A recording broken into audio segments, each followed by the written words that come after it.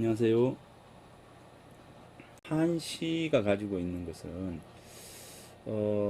지금 현재 우리가 이제 한글로 된 시하고는 다르게 한시는 어찌 보면 이제 그 한문학 그 사서삼경이라고 하는 그 틀 속에서 녹아져 나오는 그 사상들을 이 시 속에 담게 됩니다. 담았습니다. 그래서 출발선부터 이 시는 산문과는 달리 이 사람들의 심성에 다가가기 위한 노력을 합니다. 예, 그러니까 심성에 유익해야 된다라고 하는 게 시의 출발입니다. 그래서 예전에 선비들은 그 시를 공부에 있어서 첫 출발점으로 잡았고 가장 중요한 요소로서 시를 이야기합니다. 그러면서 시와 음악이라고 하는 이 부분을 이제 같은 맥락 속에서 이제 연결을 시키고 그래서 이제 음악과 예라고 하는 부분들을 강조를 하게 됩니다. 그래서 선비들이 반드시 익혀야 할 그 여섯 가지를 이야기할 때 활쏘기, 말타기, 글쓰기, 숫자를 익히기, 그 다음에 뭡니까? 예를 익히기, 그 다음에 음악을 배우기, 이겁니다. 그러니까 시, 서, 예, 그죠? 이제 이 부분이지만 그 중에서도 예와 그 다음에 사와 그러니까 이제 활속이죠. 말타기입니다. 옛날 선비들이 반드시 익혀야 할 과목으로서 예와 음악입니다. 그리고 이 활쏘기와 말타기, 그 다음에 글을 쓰기, 그 다음에 숫자를 익히기입니다. 그 중에 이제 예와 악이라고 하는 부분, 악이죠. 예라고 하는 것은 많이 들었을 겁니다. 예라고 하는 것은 예는 순서 예자입니다. 순서를 정하다 이겁니다. 예는 순서를 정하다라고 하는 순서 예자입니다. 요 단계별로 이렇게 순서를 잡아가는 거죠. 그래서 얘가 뭡니까? 이렇게 이제 질문을 할 때 이 예라고 하는 것은 뭐냐면 바로 순서를 정하는 겁니다. 일의 순서를 정하고요. 먼저 온 사람과 나중 온 사람을 구분하고, 그죠? 그 다음에 먼저 해야 할 일과 나중에 해야 할 일을 구분하는 것. 이것이 바로 예입니다. 예라고 하는 것을 우리가 너무 거창하게 생각하는 것 같은데, 예라고 하는 것은 바로 순서를 정하는 겁니다. 순서를 정하는 거죠. 순서를 정한다는 것의 어떤 그 중요함이라고 하는 것은 강조를 해야 되겠죠. 그죠? 강조를 해야 됩니다. 왜냐하면 이제 우리가 먼저 온 사람과 나중 온 사람은 분명히 구별이 되어져야 하고, 그래서 먼저 온 사람이 우선권이 있는 것은 당연한 겁니다. 그것이 깨어질 때 우리들 삶의 어떤 틀거리가 흩어지게 되는 것이고요. 이제 그러죠. 무너지는 것이 됩니다. 이제 그래서 그런 부분에서 우리 선조들은 유학자들은 예를 굉장히 중시를 했죠. 예를 굉장히 중시했습니다. 그런데 예에 전도되다 보면 결국 그 속에 사람이 없게 되는 것이죠. 사람이 심성에 우러나오는 그 마음이 예라고 하는 것에 너무 치우치게 되면 사라지게 됩니다. 그러니까 예를 너무 강조하면 이렇습니다. 내가 먼저 왔어. 근데 뒤에 오는 사람이 뒤에 왔지만 너무나 이제 그 순서를 기다리지 못하는 사람이에요. 그죠? 아프다. 이 말씀을 드립니다. 그러면 아픈 사람이 뒤에 와서 순서를 기다린다고 했을 때 우리는 당연히 예를 강조할 때는 내가 먼저 왔기 때문에 내가 우선권이 있는 겁니다. 그죠? 그런데 뒤에 있는 사람은 다리가 아프고 몸이 좋지 않아서 오랫동안 순서를 기다릴 수가 없습니다. 그럴 때 어떻게 해야 합니까? 예를 강조해야 될까요? 바로 거기에 있습니다. 그래서 예라고 하는 것은 우선 우리들 삶에 있어서 우선적인 것이지만 그것이 너무 강조되다 보면 결국 사람 살이에 대한 부분들을 상실하게 되는 점들이 있습니다. 그래서 예라고 하는 부분들을 강조하지만 그 예 속에는 결국 우리가 가지고 있어야 할 우리 이 다음에 사람 다음에 대한 마음을 놓치게 되는 경우가 있다라고 하는 겁니다. 그래서 얘가 너무 강조되다 보면 경직되고, 그죠? 이 사회가 바람직하지 못한 방향으로 흘러갈 수도 있다는 겁니다. 그러나 얘는 중요한 겁니다. 그것이 우리들을 지켜주는 가장 기본적인 것이기 때문입니다. 자, 음악이라고 하는 경우, 음악은 조화로움을 추구하게 됩니다. 조화. 이 중화론 이렇게 이야기해서 중화론이라고 해서 음악이라고 하는 것은 중화론이라고 해서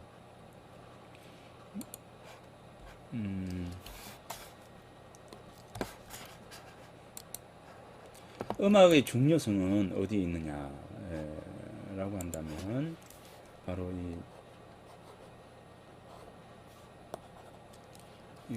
이게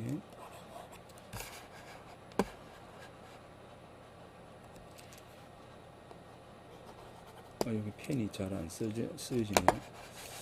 펜이 잘 안 쓰여지는데, 자, 마우스로 하겠습니다. 중화. 음악의 가치는 바로 여기 있습니다. 중화에 있습니다. 가운데 중자와 화할 하자입니다.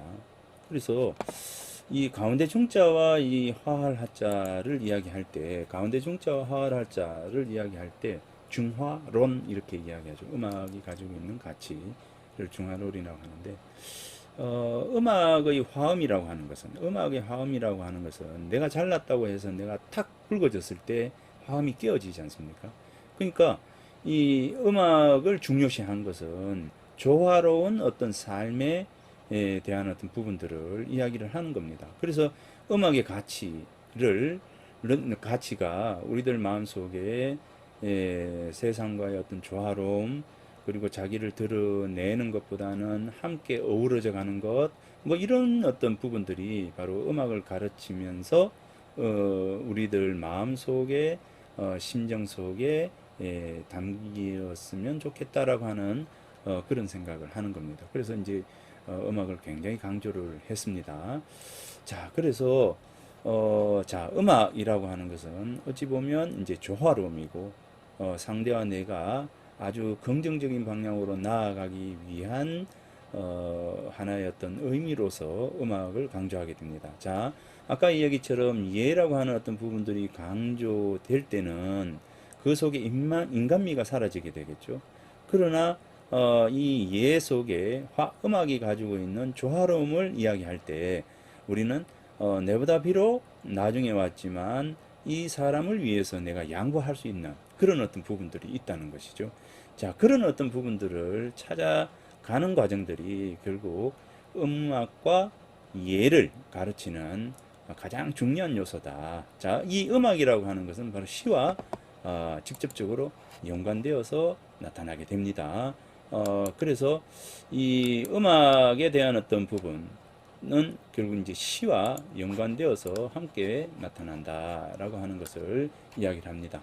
자, 그래서 우리 수업은 음악에 대한 수업이 아니라 이제 시에 대한 수업인데, 아까 이야기처럼 시는 음악과 함께 연관되어 있었기 때문에 전통적으로 시와 음악에 대한 부분들을 우리는 읊조리다, 노래하다 라고 하는 말로 계속 이제 해온 것은 결국 이제 시와 음악과의 어떤 관련성을 이야기를 하는 겁니다. 그래서 전통적인 관점에서는 이 음악과 시를 구분하지 않는 그런 사유를 지니고 있습니다. 자, 그러면 그것보다도 이제 시에 대해서 이제 한번 해 보도록 하겠습니다.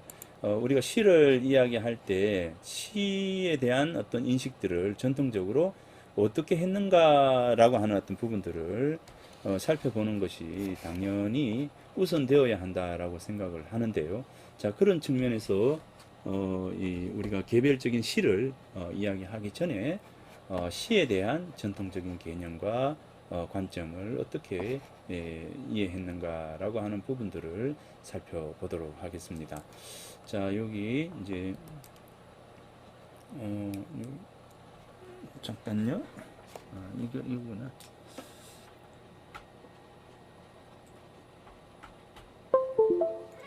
자, 이게 이제 될 것 같습니다. 여기 맞죠?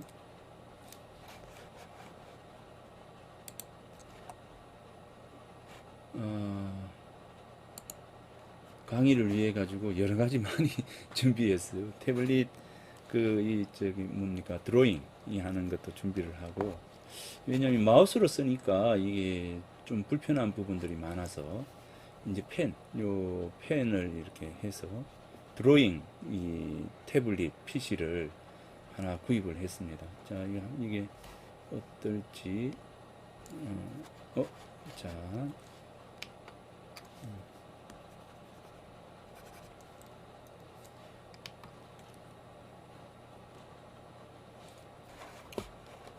이게 아직 익숙하지 않아서요.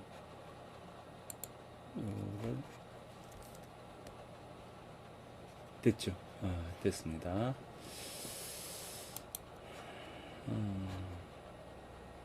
지우개 다시 펜. 자,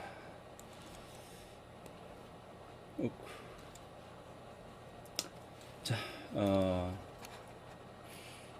시에 대해서 순임금이 있습니다. 동양에서 중국에 계셨던 우리 동이족이라고 이렇게 이야기를 하는데, 순임금, 요임금, 요임금, 순임금, 우임금 이렇게 해서 가장 태평성대, 이 세상에서 가장 태평한 시절을 열어가셨던 이제 세 명의 성인이 있습니다. 그 중에 바로 이제 순임금이죠. 요임금이 자신의 아들에게 왕위를 이어주지 않고 순임금에게 이어줬고요.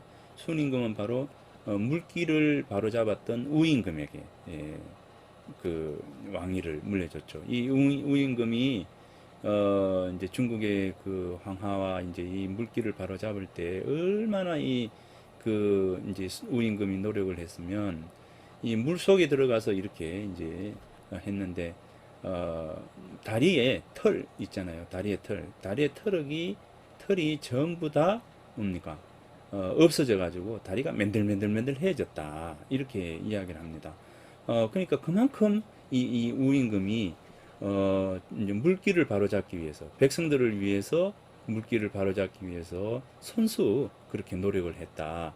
그래서 우임금의 몸이 거의 살점이 하나도 없을 만큼, 아주 뼈밖에 남아있지 않을 만큼 그렇게 백성들을 위해서 노력하고, 스스로 솔선수범해서 이 물기를 잡기 위해서 물 속에 들어가서 했다고 합니다. 그러니까 그런 임금이 바로 이제 우임금이에요. 그래서 이제 묵가 사상가들이 바로 이 우임금의 이 가치와 철학을 이어서 사상적으로 묵자가 사상을 만들어 가는데, 그게 바로 묵가 사상입니다.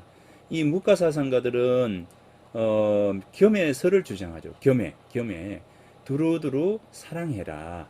즉 요즘 이제 그리스도교 기독교에서 이야기하는 내 이웃을 내 몸같이 사랑해라 라고 하는 게 바로 그 묵가 사상가들의 겸해설입니다. 그러니까 내 아버지를 아버지로서 여기는 것은 당연한 것인데, 이웃집 아저씨를 아버지로 여기라는 거죠.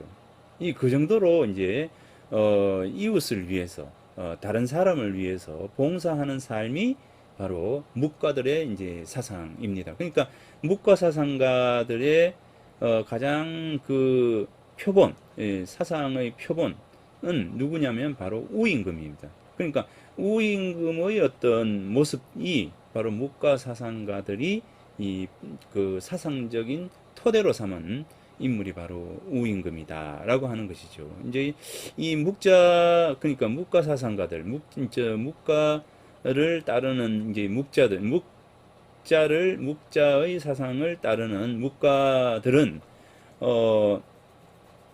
만약에 A라고 하는 나라와 B라고 하는 나라가 서로 전쟁을 합니다. 그런데 이제 A라고 하는 나라가 5천 명의 군사가 있고, B라고 하는 나라가 이제 10,000명의 군사가 있으면 이 A와 B를 했을 때 어느 나라가 이제 우세입니까? 그럼 10,000명이 있는 나라가 이제 우세겠죠. 그리고 이 두 나라가 전쟁을 할 때는 국가들은 누구 편을 드냐면 바로 약자의 편을 듭니다.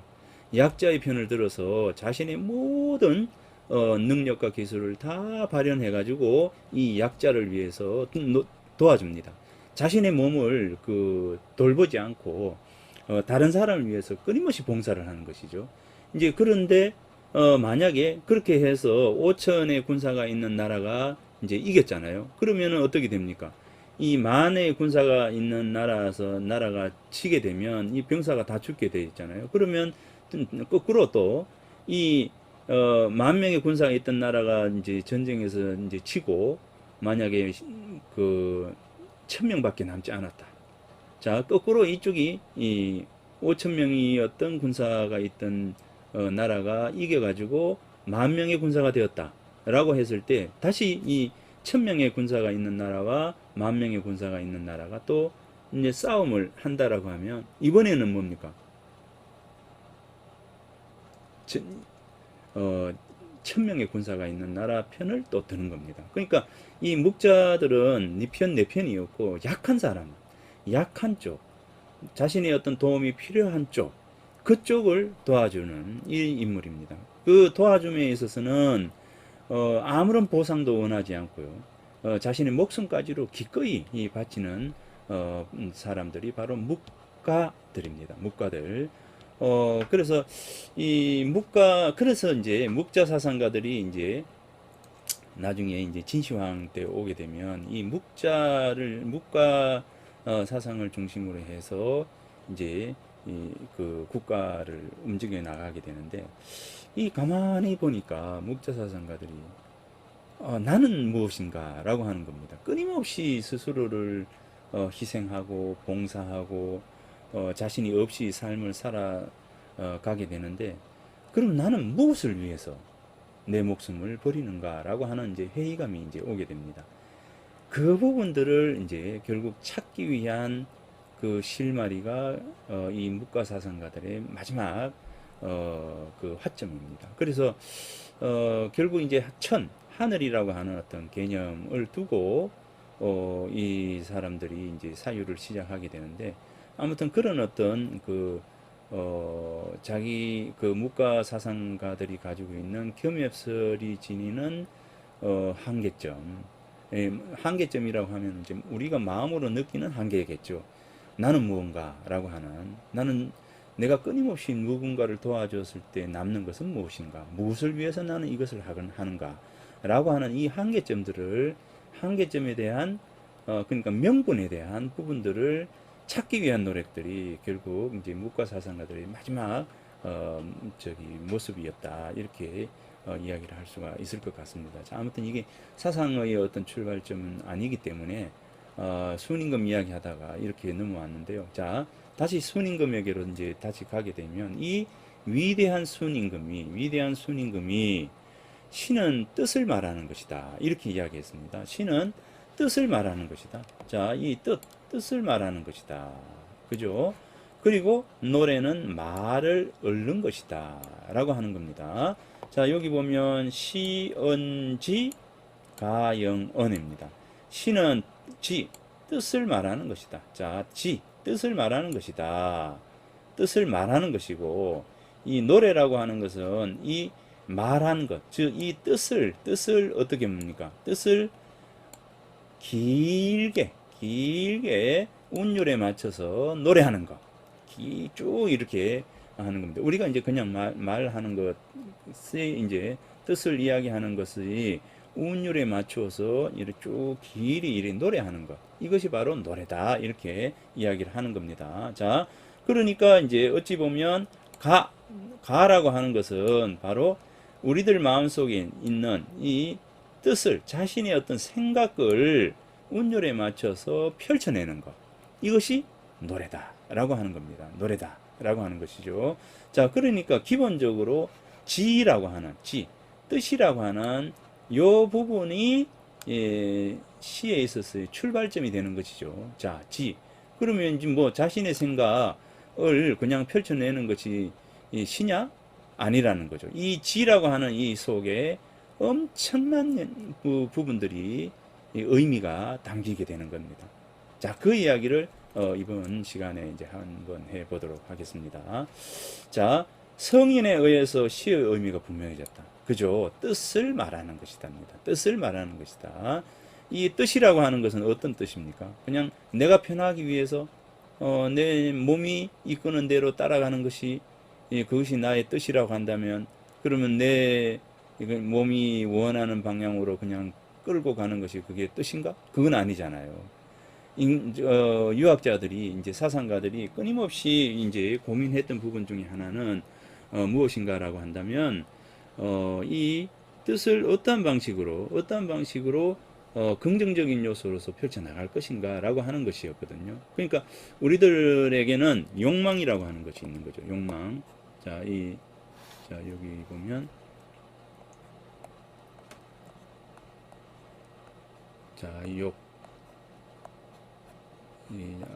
아직까지 이제 익숙치가 않았어요. 자, 욕망이라고 하는 것이 있습니다. 욕망이라고 하는 거. 자, 이 욕망은 언제 나오느냐라고 하는 것이죠. 자, 이 욕망이 사실은 욕망이 어떤 걸까요? 목이 마르면 물을 마시고 싶은 거. 이게 욕망이겠죠. 다리가 아프면 앉고 싶죠. 앉아 있으니까 허리가 아프니까 눕고 싶고요. 누워 있으니까 잠을 자고 싶어서 자게 되겠죠. 이게 욕입니다. 이제 그러니까 몸이 원하는 대로 가는 거. 우리들 몸이 원하는 대로 가는 것이 욕입니다. 욕. 그렇다면 몸이 원하는 대로 가는 거 가장 경계해야 될 부분이죠. 가장 경계해야 될 부분이 바로 이 부분인 겁니다. 이 학문의 이유가 바로 몸이 원하는 반대 방향으로 가고자 하는 것이 공부의 출발점, 의미입니다. 그잖아요. 우리가 이제 맹자가 성선설을 이야기했고, 순자가 성악설을 이야기했는데, 성선설을 이야기하는 것은 인간은 태어나는 순간부터 선한 마음을 지니고 있다는 것이죠. 그러면 이제 인간화의 과정 속에서 선한 마음을 지니고 있다고 해서 선을 다 펼쳐낼 것인가? 아닌이라고 하는 것이죠. 선을 펼쳐내기 위해서는 뭐냐면 우리들 몸이 원하는 반대 방향으로 가야 되는 것이잖아요. 앉고 싶다고 해서 내가 남들의 앞에서 뭔가를 하고 있을 때 앉고 싶다고 해서 다리가 아프다고 해서 그냥 앉아버리는 거 아니지 않습니까? 그죠? 우리가 의식이라고 하는 것도 그렇고 여러 가지 부분에서 다른 사람의 관계 속에서 놓고 본다면 그 관계를 잘 유지할 수 있는 것은 아까 이야기했던 중화의 논리입니다. 화의 부분이거든요. 가장 그때에 맞는 조화로운 마음을 지니고 있어야 되는 것. 바로 그거에 이제 관계를 잘 이끌어갈 수 있는 가장 중요한 요소다. 이렇게 놓고 본다면 이 관계를 잘 해나가는 방법 중에서 무엇을 우선적으로 우리가 하지 않아야 될까? 결국은 욕입니다. 이 욕을 제어할 수 있는 방법이 무엇일까? 그게 바로 학문의 출발점입니다. 이 욕을 제어하고, 그죠? 욕을 우리가 덮을 수 있는, 쫙 이렇게 가라앉힐 수 있는. 자, 그래서 이 뜻이라고 하는 것은 보편타당한 뜻이 되는 것이고요. 가장 명분상으로 모든 사람들이 인정하는 뜻이 되는 것이죠. 그래서 이 뜻, 시는 결국은 가장 보편타당한 가치를 지니고 있는 것, 모든 사람들이 수긍할 수 있는 그러한 어떤 가치들을 바로 시 속에 담아야 한다는 겁니다. 예, 시는 그냥 내가 느낀 대로 막 노래 펼쳐내는 것 그건 아니라는 겁니다. 내가 느낀 내가 느끼고 생각하고 하는 어떤 이 모든 부분들은 모든 사람들과의 관계망 속에서 가장 보편타당한 가치를 지니고 있어야 된다라고 하는 것이고 그러한 어떤 가치를 펼쳐내야 한다는 것이다 라고 하는 것이 바로 이 시가 가지고 있는 의미다 라고 이야기를 할 수가 있을 것 같습니다. 자, 이로서 볼 때 마음속에 있을 때는 지가 되고, 자, 내 마음속에 있는 것을, 자, 여기서 더 구체적으로 이제 들어갑니다. 그러면 지는 어디에 있는가? 이렇게 이야기할 때, 마음이라고 하는 것은 어디에 있습니까? 결국은 내 속에 있는 거잖아요. 내 속에 있는 겁니다. 자, 마음 속에 있을 때는 지가 되고, 이 발현이 되지 않을 때는 지가 되고, 말로 표현이 되었을 때, 밖으로 표출이 될 때, 문자로 표출이 되든가, 우리가 말로서 표출이 되는가, 이 표출이 될 때, 바로 그것이 바로 시가 된다. 라고 하는 겁니다. 자, 시가 된다. 자, 여기 보면, 재심은 위지하고, 그죠? 재심. 마음속에 있을 때는 위지, 뜻이 되고, 자, 마음속에 있을 때는 뜻이 되고, 발언, 말로서 드러날 때는 위시, 시가 된다. 이겁니다. 위시가 된다. 말로서 드러날 때. 자, 그래서 자신의 뜻이, 이 마음속에 있는 자신의 뜻이 이 말로서 드러날 때 바로 이 시가 된다는 겁니다. 자, 시가 된다는 겁니다. 그죠? 그래서 이제 말이라고 하는 것이 수단이 되고, 이 수단은, 이 말이라고 하는 것은, 어, 뜻을 표현하는, 방법이 되는 거죠. 자, 이것이 이제 시가 되는 겁니다. 자, 이렇게 해서, 시가 되는 것이다. 이렇게 이야기합니다. 자, 그 다음에 문장을 펴서 실제를 실게 된다는 구실이 바로 여기에 있다. 자, 말로서 자신의 어떤 실제를 펼쳐내는 것, 그것이 바로 이제 이 시가 된다, 시이다라고 하는 겁니다. 자, 그래서 이 부분이 가장 중요한 요소이다. 자, 이 부분이 우리가 기억해야 할 시에 대한 인식이다라고 이야기를 할 수가 있습니다. 시는 뭡니까? 바로 뜻을 펼치는 시언지. 시는 언지, 뜻을 말하는 것이다. 가영언, 노래라고 하는 것은 바로 뜻으로 노래되은 이 시를 운율에 맞게 쭉 펼쳐내는 것이다. 자, 이겁니다. 인간의 여기에 또 나오는 것. 자, 시는 지다. 이렇게 합니다. 이 지라는 것은 잡다. 이 손수가 있잖아요. 이 손수가 있습니다. 절사자 이렇게 되어 있는데, 자, 이 사자는 시의 뜻도 되잖아요. 자, 그러면 이제 요 절사자, 손수자, 손으로 잡는데 무엇을 잡느냐? 가장 보편 타당한 것을 잡는다는 거죠.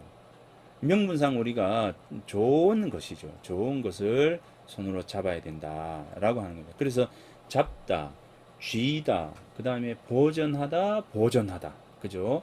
보전하다, 이런 뜻이 다 있습니다. 이 지자가. 근데 이 지자 중에서 가장 중요한 의미는 뭐냐?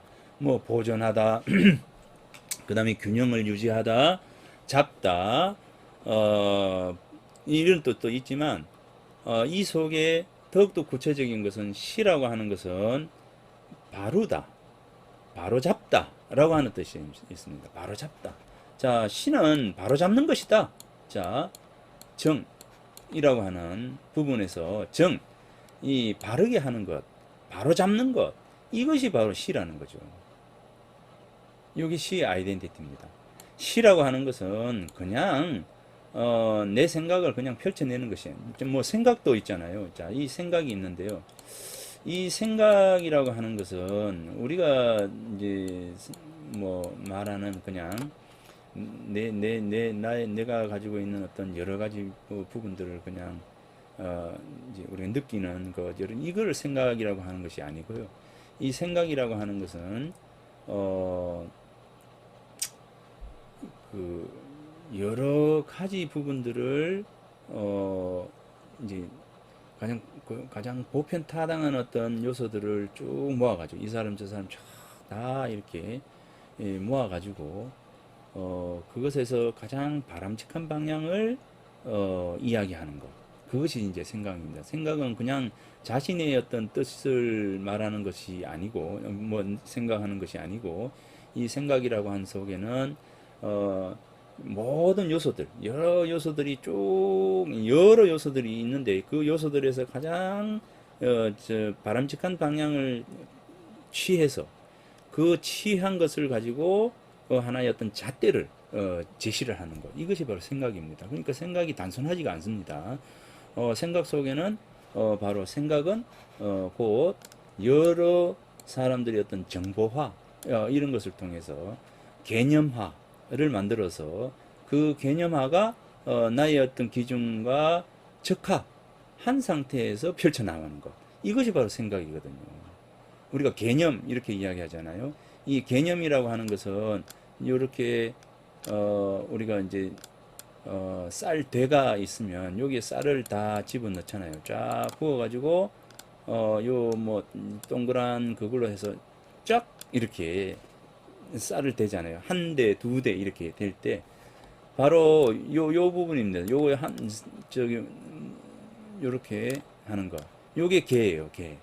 여기 개. 그러니까 우리가 요렇게 돼 있으면 평평하게 만드는 도구요. 쫙, 쫙 이렇게 평평하게 만드는 도구. 이게 바로 개입니다. 그러니까 평균자라고 해야 되나? 하여튼 그게 개의 개념입니다. 그러니까 요렇게 쫙 만들어주는 거. 이거 평평하게 모든 것을 보편타당하게 만들어가는 것. 하나의 가치의 의미들을 딱 정립해 주는 것. 이것이 바로 개예요, 개. 그래서 이제 나무목이 있지 않습니까? 자, 우리가 개념화라고 하는 것은 바로 자, 이 개념이라고 하는 것은 바로 그거에 있습니다. 자, 그러니까 이 개념과 생각이라고 하는 것은 이 개념은 보편타당한 것이죠. 이 보편타당한 것이 나의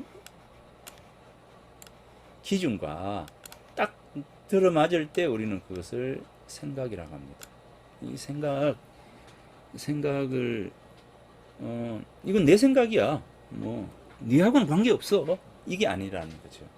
내 생각인데 이 내 생각이 나오기까지에는 바로 기존에 만들어 놓은 개념과 부합되는 나의 생각입니다. 그러니 굉장히 복잡하잖아요. 복잡한 게 아니라 생각이라고 하는 것은 어찌 보면 굉장히 그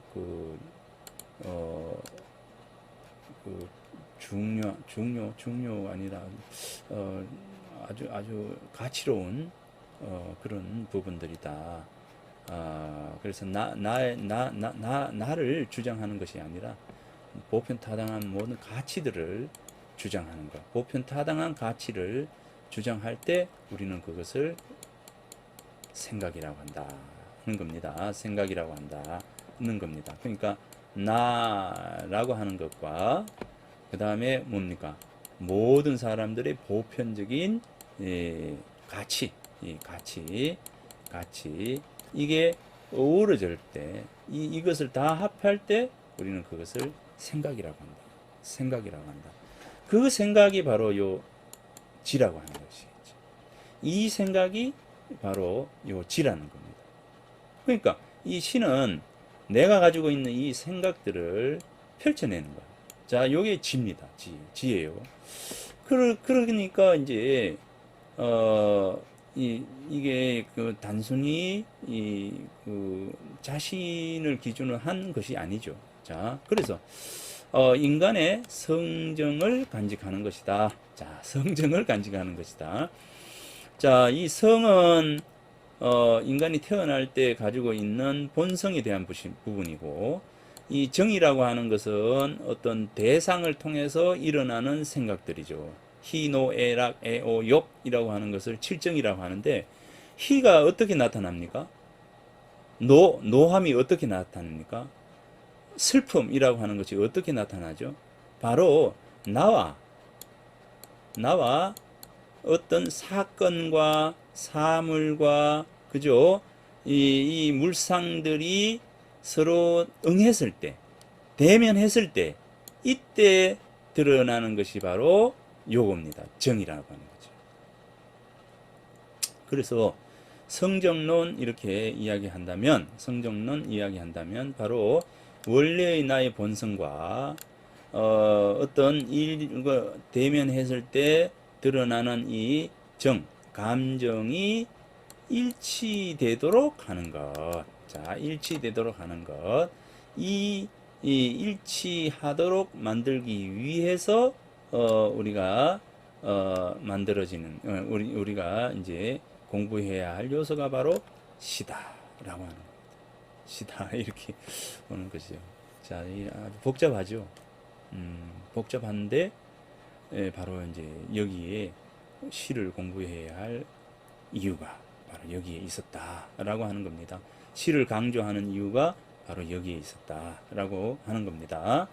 자, 그러면서 이제 시경의 300편을 한마디로 이야기한다면, 자, 시경이 이제 공자가 편찬을 했습니다. 공자께서 편찬을 했는데, 이 공자께서 편찬을 한 이 시경이라고 하는 이 책을 한마디로 이야기한다면 사무사, 즉 생각에 사특감이 없다 이겁니다. 자, 사무사, 생각에 사특감이 없다. 사라고 하는 것은 무슨 말이냐면 바로 발음입니다. 즉 부정입니다. 부정. 바르지 않다.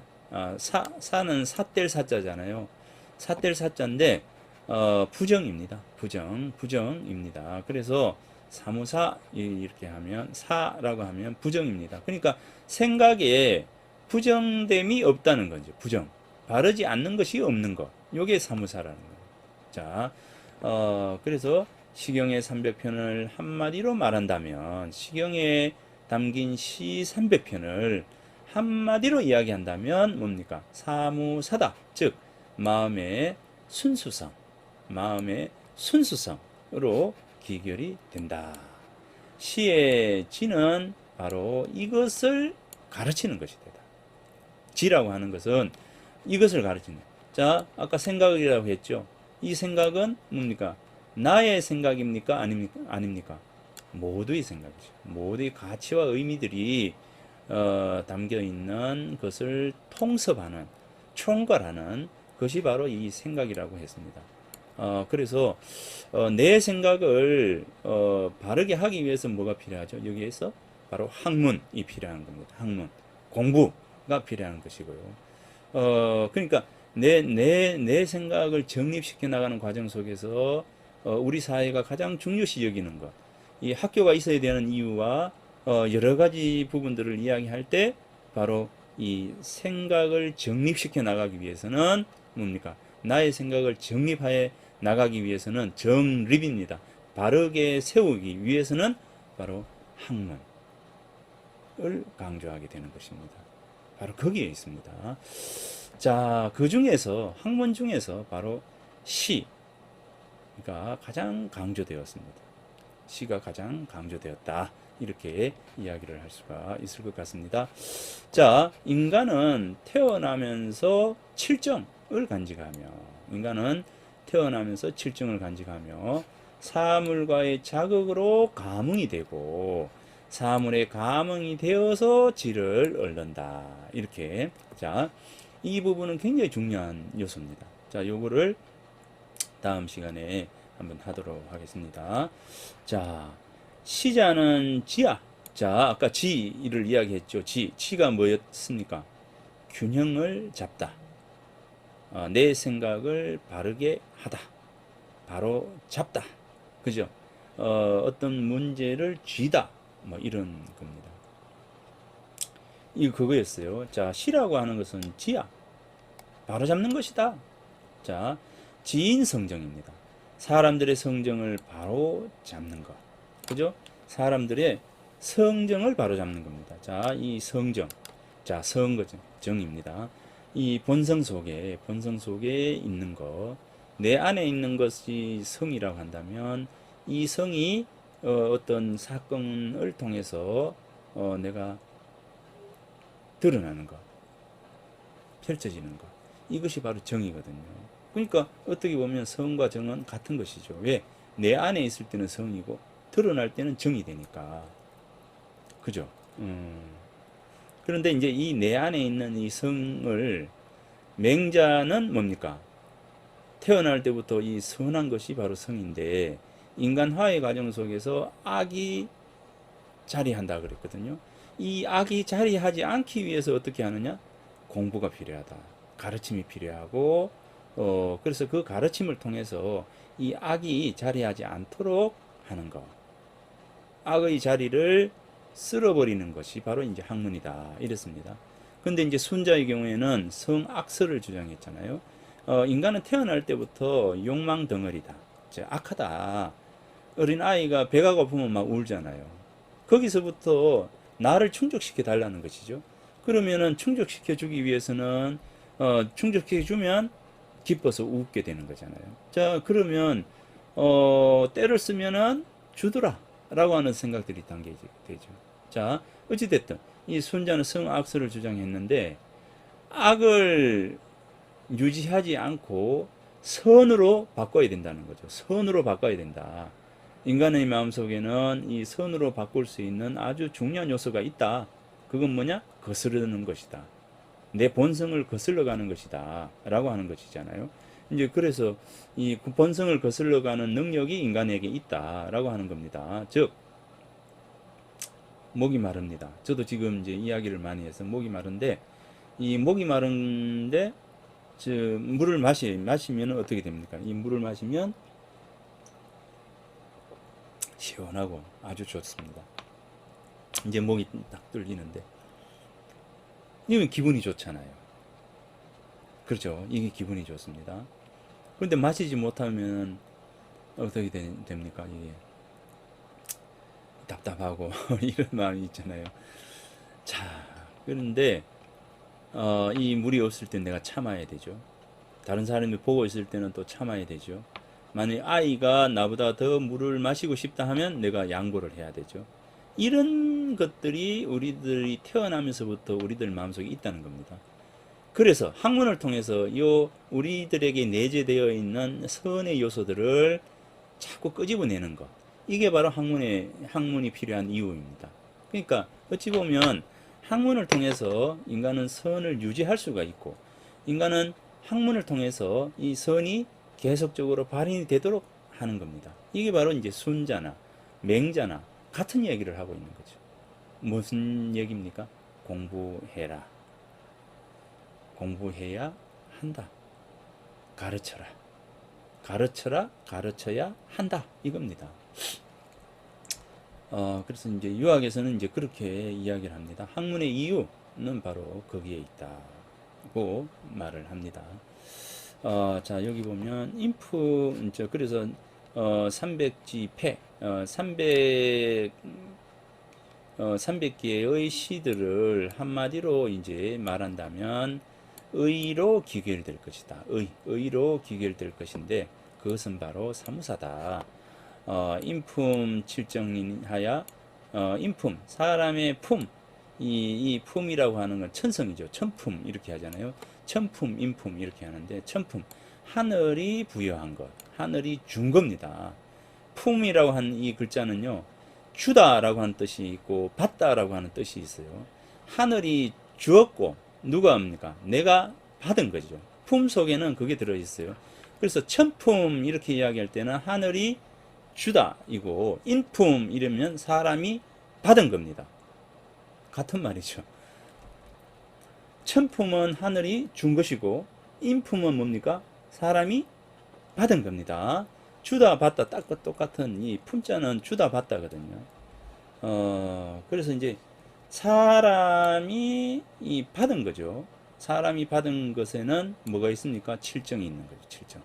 7개의 정이 있다. 칠정이 있는데, 응물 시감. 자, 물에 응해서 감정이 일어나게 되고, 물에 감동하게 될 때 우리는 뜻을 노래하게 된다.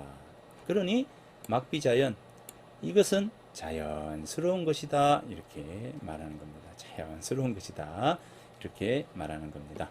자, 일단 요 하나 가지고 지금 한 시간을 이제 다 했는데, 이해는 됐나요? 이해되셨습니까?